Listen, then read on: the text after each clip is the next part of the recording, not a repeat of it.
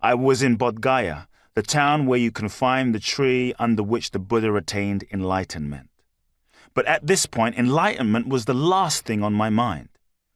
I had been in India for weeks and I was desperate for a break.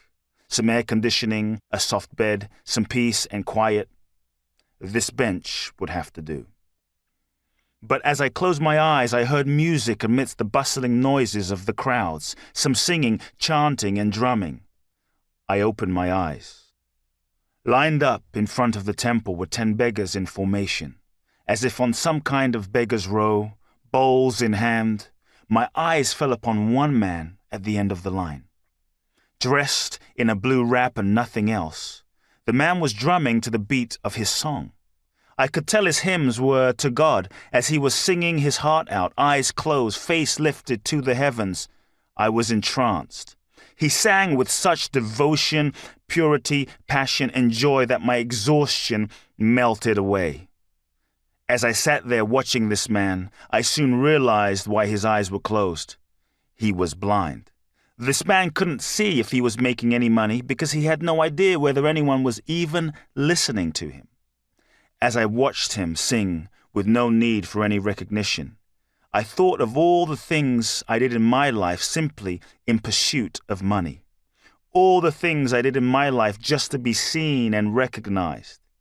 This man wasn't singing his song for wealth or fame. His intention seemed to be pure, utter devotion. And then I realized that this beggar had stumps instead of arms. I was shocked. He'd shown such mastery with his drum that I failed to notice. Unbelievable. He can't see. He has no arms. He has no hands. I began to weep, my head in my hands, standing right there in plain view of the other beggars. There was something in his simple devotion, despite all he lacked, that revealed how much I took all of my blessings for granted. If this guy wanted to moan and complain, I'd certainly understand. And yet here he was, at peace. The more I thought about what his life must have been like, the more the tears fell.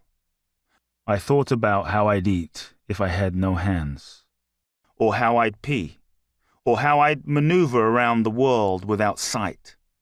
In an instant, I saw and felt how very little I'd been appreciating what I had, always thinking there must be something more. It was at that moment that I realized that this fellow was not running around hustling foreigners like the others. And it wasn't because he couldn't see or use his hands, but because there was something else I'd missed entirely. This man had no legs,